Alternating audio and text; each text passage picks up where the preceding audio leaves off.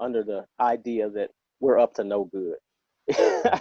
And it's so funny. I could be minding my own business. And truth be told, that's all we really want to do, just mind our own business. But Yeah. somebody makes it their business to know our business. And Mhm. that's another issue that gets on our nerves. Because why should we have to explain anything to you? Robert, House Party, the movie, right? Yes, called House Party. You've probably all seen it.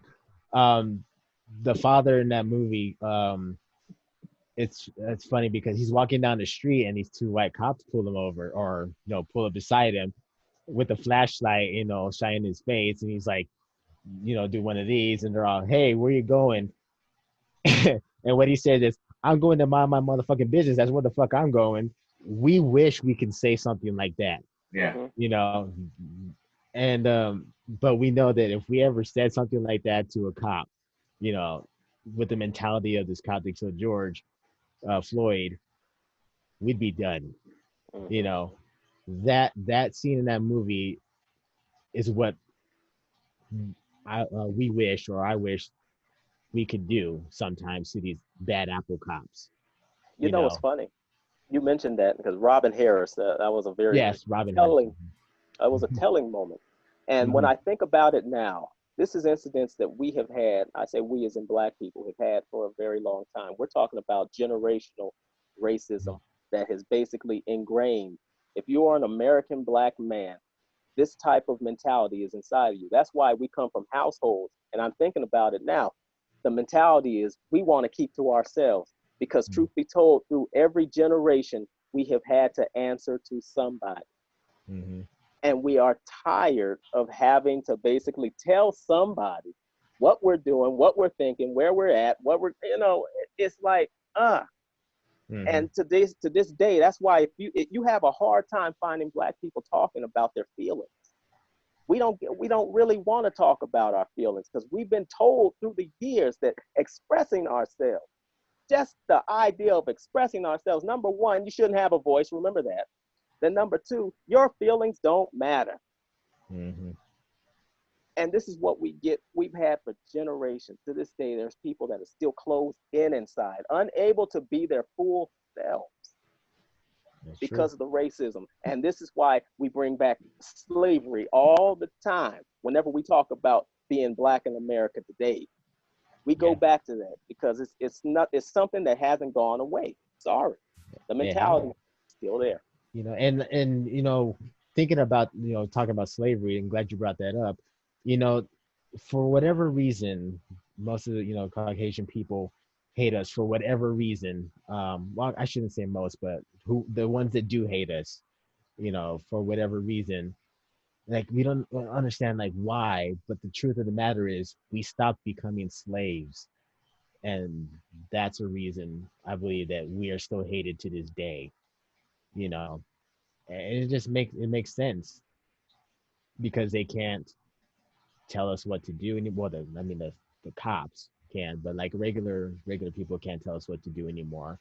We don't have to say yes sir, yes ma'am, yes things like that.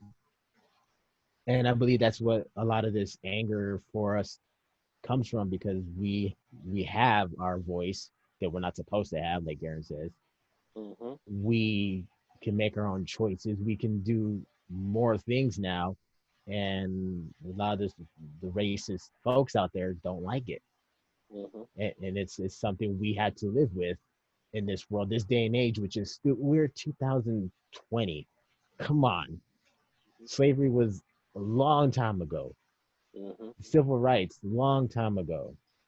Martin Luther King, Malcolm X, all these people, Rosa Parks. This was a long time ago. Okay, we're in 2020. Why hasn't any of this stopped? Why are we still dealing with this type of stuff?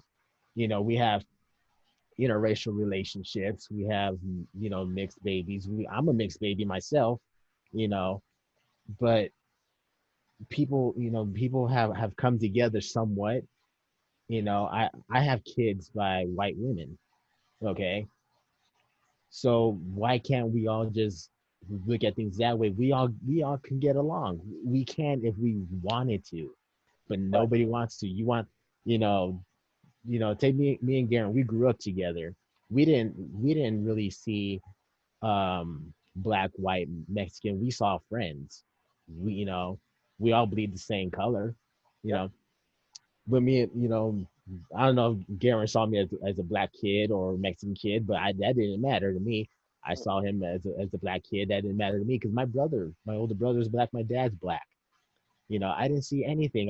We had white friends, we had Mexican friends, and racism is taught when you're kids, but we weren't taught that. Maybe it's because we lived in the ghetto, but the fact of the matter is we didn't see color. You know, No. I don't understand why people still see color.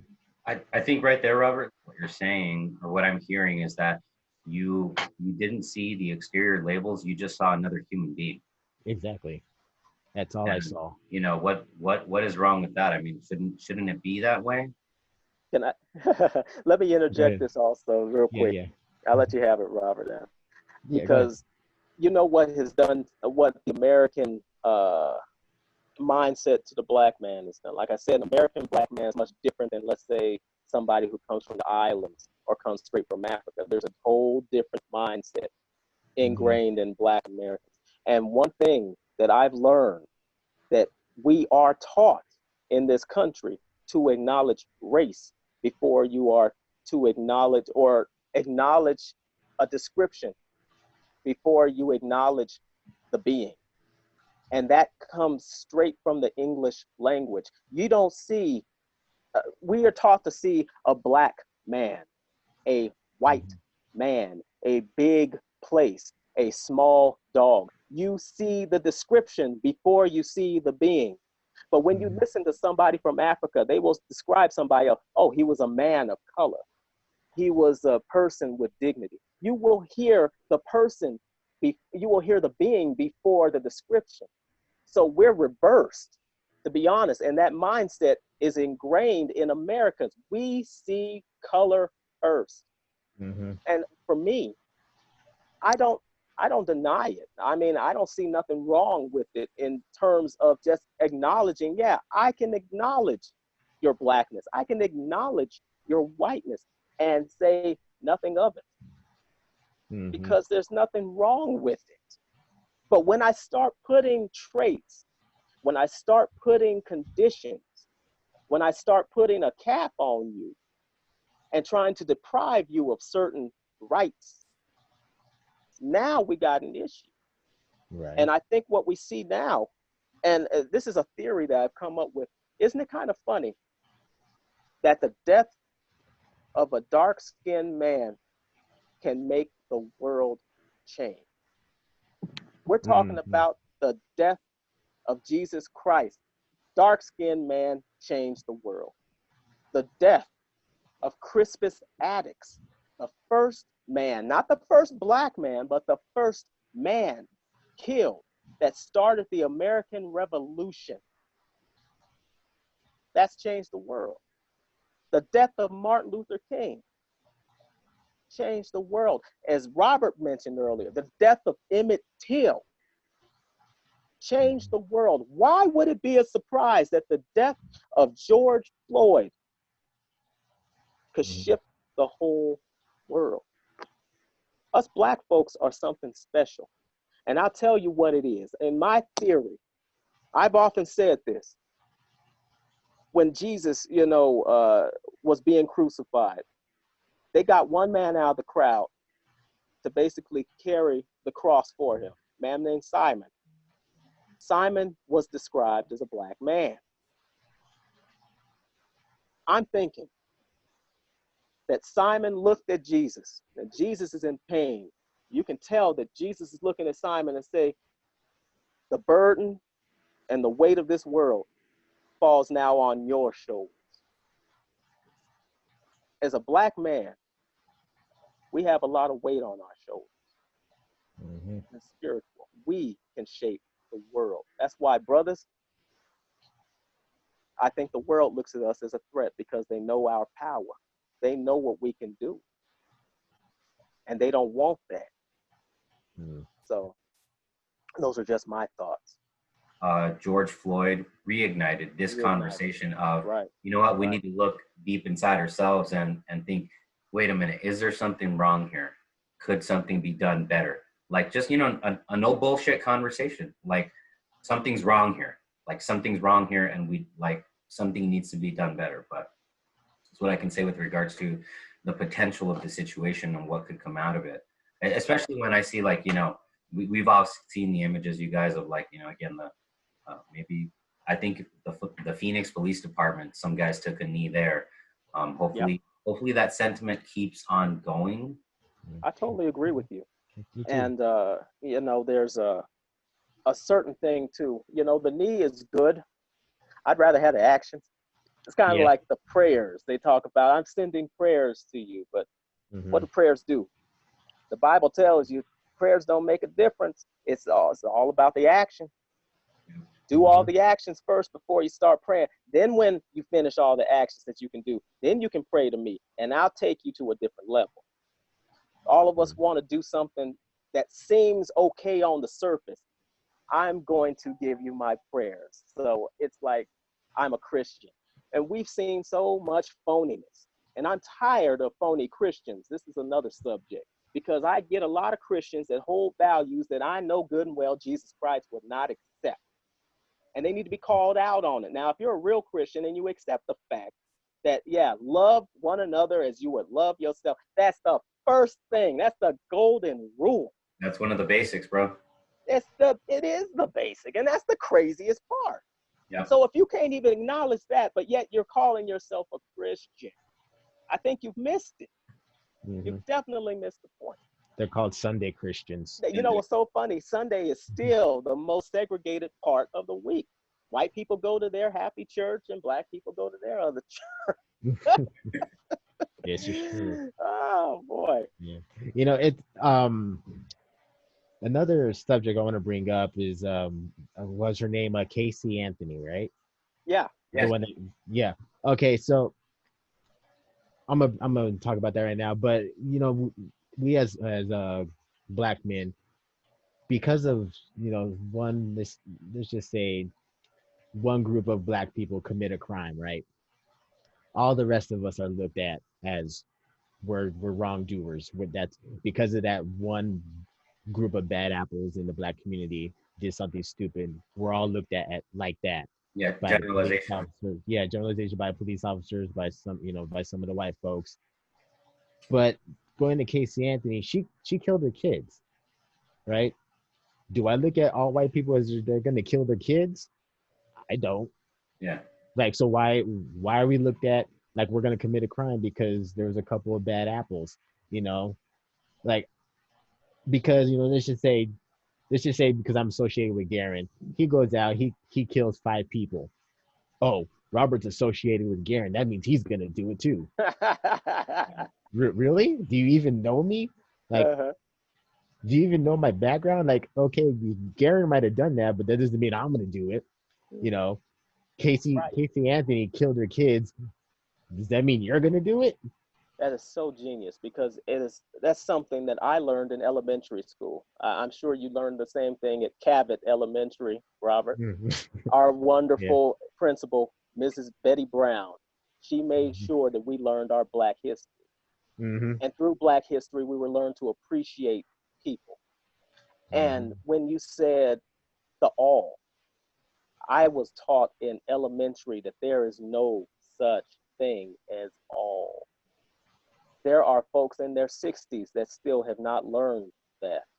And it's a shame that we have to characterize people and group people and have a tribal mentality and place people as these people are worth respecting and these people aren't. When do we grow up?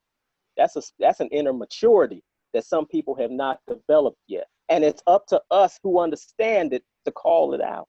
Because, Robert mentioned earlier about the connotation. Now, we're going to put a different weight on one group of people and then throw another weight at another group of people. So when one bad apple in the cop community, that's just one bad apple. And we should do something about that one bad apple, right? But then that doesn't contaminate the entire group that we represent. But yet when it comes down to the black people, one bad apple, and the whole group now is is defined by that one bad apple. Why are we holding one group of standards? We're going to paint them as, okay, we got this one bad apple, and we're going to put everybody on one side of the spectrum, but yet this one bad apple over here, we're going to paint them on the other side of the spectrum. Where's the negativity? Because and the cops are wondering, well, why is this negativity coming our way? But yet you're the ones that threw the negativity at us too. Exactly. By basically saying that, yeah, better keep a watch on the black ones more than you keep on the white ones. Double standards. Yeah, And we're tired of the double standards. Recently, I saw a video. I've never seen it before, but I guess it's been around for a while. There's and it's kind of what you just said right now, and to what I said earlier about cops pulling us over. A white lady got pulled over by a white cop, and he's like, "Why are you so nervous?" Like, she's like, I'm just worried because I see all the videos of the cops shooting people, and the cop said, "No, we only shoot black people. If you see the videos, we only shoot black people." Yeah, I saw that one floating around. That one, if I'm not mistaken, that I did see that one like a little while back, probably like a year or two ago, something like that. But yes, it does ring a bell. Yeah, I saw that video actually a few days ago, and I was like, "Oh, what?" I didn't even know it was floating around. Now, did you take that as a joke? I didn't take it as a joke at all. Mm-hmm. But I guess I don't know.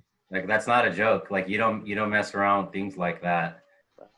Exactly. It's like, but I don't even know what mentality he had to even that's the first thing he blurts out without missing a beat. Oh, well, see, they were the same color. The funny things that are said behind closed doors when you think you're in the company of people like you. Mm-hmm. But I mean, it's like he had to have known his camera was rolling. He had to know he was being recorded. Oh boy. Like, why would he even? Maybe he knew he can get away with it. I don't know, but it was off his dash cam, wasn't it, Robert? Like, yeah, his dash cam. Yeah, I remember that video. I remember like being shocked at what I had just heard when that part of the video rolled. Mm-hmm. Yeah, it's not a joke. Yeah, and plus we have all these. They label them as Karens. I love that term. Yeah, I've met my share of Karens. I've had my share. I'm sure, Robert, you've had your share too. Mm-hmm. I have. It's ridiculous. I remember I was a kid walking to a 7-Eleven, and the lady who worked there, oh my God, you can tell she was always profiling every black person that walked in that store. Because I would walk in there, first thing she would do, like she could be helping a customer, and she sees me walk in, her eyes are like just transfixed on me, just watching me. Like everywhere I go, there could be a customer in front of her. She's doing one of these things, Okay, look, goes back to the customer, then looks at me again, and I watched her. I went to the back of the store to get a Gatorade, and what she told me, I was just like, what the hell? She's like, are you going back there to get a 40? Oh. What? Oh. Wow. I'm like, wait a minute. I am only 14 years old. So I'm like, wow, okay. I believe I was 14. Yeah. She knew you, though. She knew what you wanted, though. Yeah, it's like, no, I'm getting the Gatorade. And she's like, well, get what you're going to get and hurry up. I'm like, get out. I'm like, oh, wow. And at the time, me being as young as I am, I really didn't know how to respond. I didn't really have a voice, Of course. How does a 14-year-old boy respond to something like that when you can barely encompass like what just happened, like when you can barely process what just happened? That's the word I was looking for. Being 14, I'm just like, what the hell's going on? If I would have said something to her, the cops would have been called on me, Right. So I'm just like, I was still polite to her. I was like, no, man, I'm just getting the Gatorade, and the bag of chips, and just went up to her, paid, and walked out. Oh, yeah. Totally. I know that feeling. It's you know how I was telling you about my octave going higher or lower depending on you know, the people I'm talking to. It Mm. almost pushes men, especially black men. White women feel it's like I've almost felt like I had to demasculate myself. And it's amazing. Even let's say in terms of film, because I've done some film work, and I was told that, you know, I look threatening. So I need to say certain with the, you know, say lines with a certain cadence, but yet those cadence, it was coming from the mouth of a female. And women, how they talk to children is a lot different than how a man would talk to a child. Because a man's gonna say, "Look, get off that couch," like I told you to do. Woman's like, Mm-hmm. "You need to get off of the couch." We don't do that. Mm-hmm. And the same Yeah. case, you know, it's amazing going back to Robert's point about how they have us pegged, how they, or at least how they think they have us, how they describe us. I remember, and this is in college, and I described this in more detail on the podcast that I'm on, that I had an encounter with a dean at my college who had basically laid it out like this. And when he said this, I'm like, holy cow, is this how white people view black men? He said, look at you. Because I was telling her about a situation where I was being told that I was threatening. There's that word again, that I'm looking threatened. And he said, well, look at you. You're sitting in your chair, you're slouching in your chair, you got your arms folded, you got your backwards hat on. What makes you think that she wouldn't look at you as threatening? I said, I know why the woman looked at me or said that I was threatened. Because I'm black. And it was going to help benefit her story. He said, those are your words. Like, if you never say it, if you never say that N word, you're not racist. You know what I mean? It's like, that's so bogus. It Mm-hmm. doesn't kill the elephant. The elephant's still in the room. I'm sorry. Yeah. And he said this, and it was so crazy. He said, if a pit bull could be the most kindest, could be the most gentlest, family friendly pet, but there's no way I'm going to leave it alone with my children and my wife. This dean, college educated dean from Texas, equated black men as the pit bulls of the human race, Mm-hmm. the devil dogs of the human race. Wow. When he said that to me, this is after high school now. I graduated #1 in my English class. You know, I was already educated by the time I met him, but he reduced me down. Those descriptions, like you were talking about, Edgar, how we're characterizing people. He saw me as a pit bull. And when that white woman said that I was threatening, his ears perked up and he Mm. tried to take action. I had to write my butt off. And I did it to get out of this because it could have ended very terrible. But it smoothed over. But and that woman, she did not work there much longer after that. It was crazy. Wow. Yeah. Ridiculous. So I'm just throwing that out there.